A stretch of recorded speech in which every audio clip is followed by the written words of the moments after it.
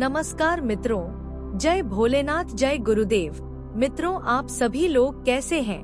उम्मीद है कि आप सभी लोग अच्छे होंगे। हमारे चैनल पर आप सभी मित्रों का हार्दिक हार्दिक स्वागत है। तो जैसे कि आपको तो मालूम है कि हम साधनाओं के माध्यम से या छोटे छोटे उपायों के माध्यम से धन से जो संबंधित समस्याएं हैं उन्हें दूर करने की कोशिश करते हैं। आज हम साधना के बारे में इस वीडियो में बताने जा रहे हैं कि आपको साधना को कैसे करना है और साधना करने से क्या फायदा है। क्योंकि कई मित्रों ने हमें कमेंट किए हैं कि हम साधना करते हैं लेकिन हमारा साधना सफल नहीं होता है। तो मित्रों, कमी साधना में नहीं होती है बल्कि कमी साधकों में होता है। इसलिए क्योंकि साधना को कैसे करना है इसके बारे में साधक को सही जानकारी नहीं होता है, इसलिए वह साधना संपन्न नहीं हो पाती। तो हम इस वीडियो में इसी समस्या को दूर करने की कोशिश कर रहे हैं और आशा है कि यह वीडियो आपको पसंद आएगा। अगर आप परि साधना, अप्सरा साधना या कोई अन्य साधना करते हैं तो इस वीडियो को बिना स्किप करे पूरा देखें ताकि आपके समझ में आ जाए और आपका साधना जो है सिद्ध होना तय है। तो मित्रों, साधना वह प्रक्रिया है जो आध्यात्मिक, मानसिक और शारीरिक उन्नति के लिए की जाती है।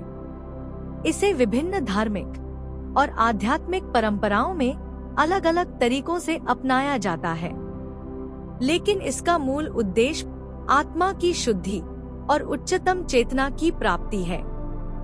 साधना का अर्थ है किसी विशेष लक्ष्य को प्राप्त करने के लिए निरंतर और समर्पित प्रयास करना। यह न केवल बाहरी गतिविधियों का संयोजन है बल्कि आंतरिक साधनों का भी समन्वय है।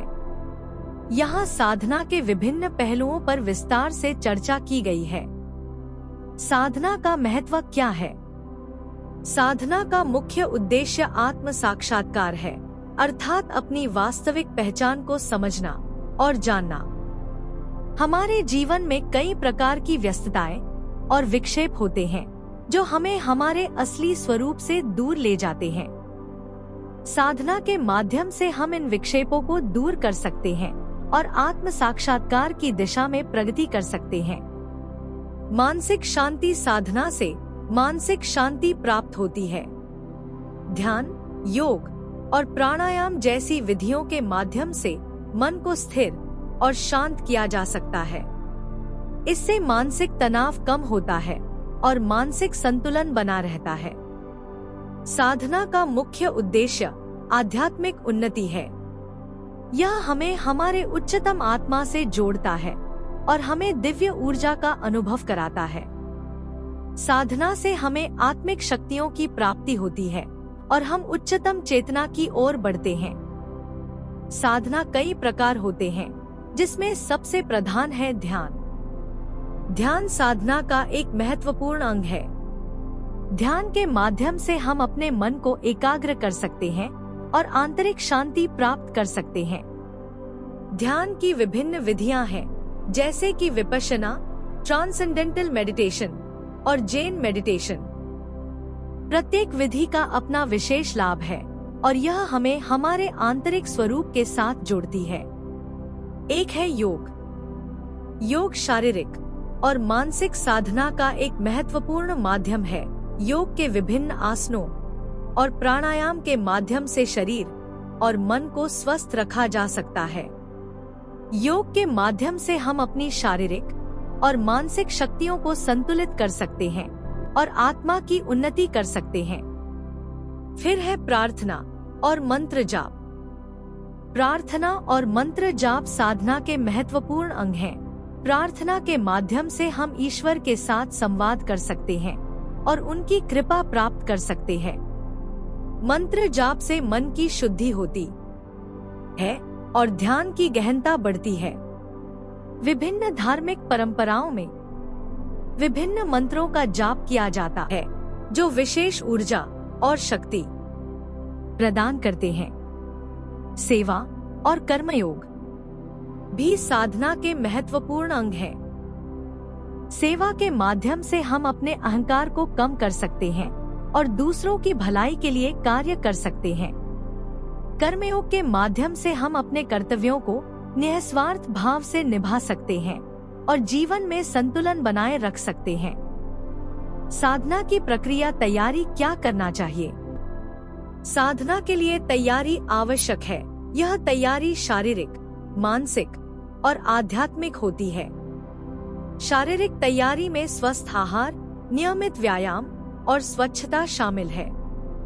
मानसिक तैयारी में सकारात्मक सोच, धैर्य और अनुशासन शामिल है। आध्यात्मिक तैयारी में शास्त्रों का अध्ययन, गुरु का मार्गदर्शन और आत्मा की शुद्धि शामिल है। साधना का समय और स्थान कैसा होना चाहिए?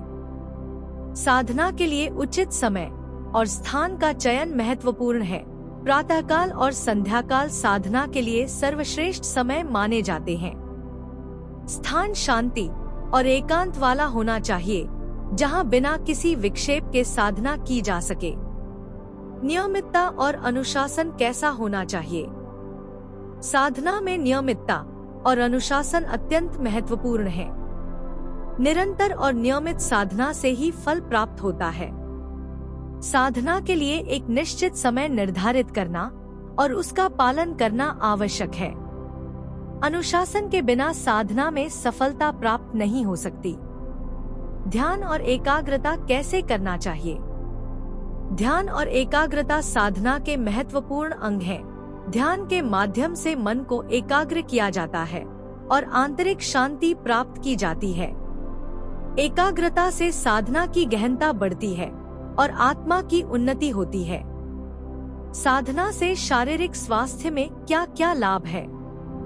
साधना से शारीरिक स्वास्थ्य में सुधार होता है। योग और प्राणायाम के माध्यम से शरीर के विभिन्न अंग और प्रणालियों का संतुलन बना रहता है। इससे रोग प्रतिरोधक क्षमता बढ़ती है और शारीरिक शक्ति में वृद्धि होती है। साधना से मानसिक स्वास्थ्य में सुधार होता है।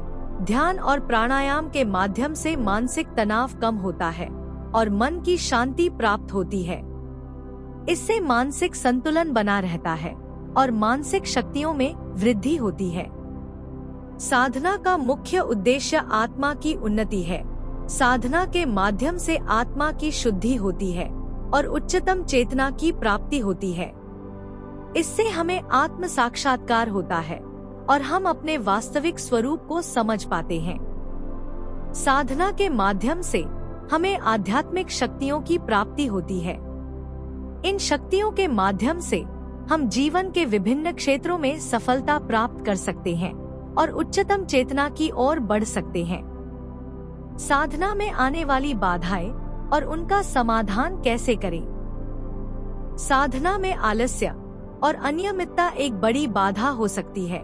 इसे दूर करने के लिए अनुशासन और नियमितता का पालन करना आवश्यक है।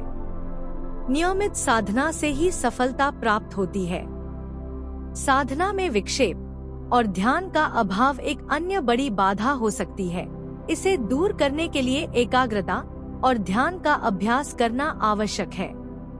ध्यान की विभिन्न विधियों का अभ्यास करके मन को स्थिर और एकाग्र किया जा सकता है। मित्रों, नकारात्मक सोच भी साधना में बाधा डाल सकती है। इसे दूर करने के लिए सकारात्मक सोच और आत्मविश्वास का विकास करना आवश्यक है। सकारात्मक सोच से साधना की गहनता बढ़ती है और आत्मा की उन्नति होती है। मानसिक और शारीरिक रोग जो है साधना में बाधा डाल सकते हैं। इन्हें दूर करने के लिए योग, प्राणायाम और ध्यान का नियमित अभ्यास करना आवश्यक है। इससे शारीरिक और मानसिक स्वास्थ्य में सुधार होता है और साधना में सफलता प्राप्त होती है।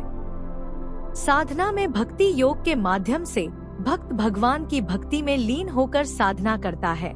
इसमें भगवान के प्रति प्रेम और समर्पण का भाव होता है। भक्ति योग के माध्यम से भक्त भगवान के समीप जाता है और उनकी कृपा प्राप्त करता है। और ज्ञान योग के माध्यम से साधक ज्ञान के मार्ग पर चलता है। इसमें शास्त्रों का अध्ययन, विचार विमर्श और आत्मचिंतन शामिल है। ज्ञान योग के माध्यम से साधक आत्म साक्षात्कार की दिशा में प्रगति करता है। व कर्म योग के माध्यम से साधक अपने कर्तव्यों को निस्वार्थ भाव से निभाता है। इसमें सेवा और परोपकार का भाव होता है और कर्म योग के माध्यम से साधक आत्मा की उन्नति करता है और उच्चतम चेतना की ओर बढ़ता है। राजयोग। मित्रों, राजयोग के माध्यम से साधक ध्यान, प्राणायाम और योगासन का अभ्यास करता है। इसमें मन और शरीर का संतुलन बनाए रखा जाता है तथा राजयोग के माध्यम से साधक आत्म साक्षात्कार की दिशा में प्रगति करता है।